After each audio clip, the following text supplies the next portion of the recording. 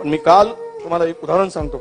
महाराष्ट्र केसरी घेतली, त्या मतदारसंघात होती महिला महाराष्ट्र केसरी. कोल्हापूरच्या एका पोरीनं त्या महाराष्ट्र केसरीचं बक्षीस मिळवलं. तिला महाराष्ट्र केसरी महिला मिळाला. ती कुस्तीगीर महिला कोण होती माहितीये? धनगर समाजाची पोरगी होती. तिचा बाप 6 महिन्यासाठी तुमच्या साखर कारखान्यामध्ये काम करत होता आणि त्या पोरीचं घर टिनाचं घर होतं. तिच्याबरोबर आजोबा होता. त्या आजोबाच्या अंगावर शर्ट नव्हता, घोंगडं पांघरलेला होता. घोंगडं पांघरलेला आजोबा तुम्हाला फोटो दाखवेल.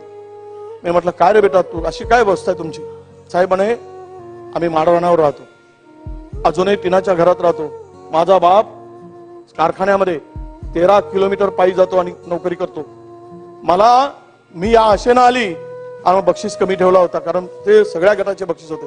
त्या पोरीच्या डोळ्यातले पाणी आम्ही बघितलं. मला खूप आशा होती की मी इतक्या लांब आली, मला बक्षीस मिळालं, पण माझं समाधान झालं.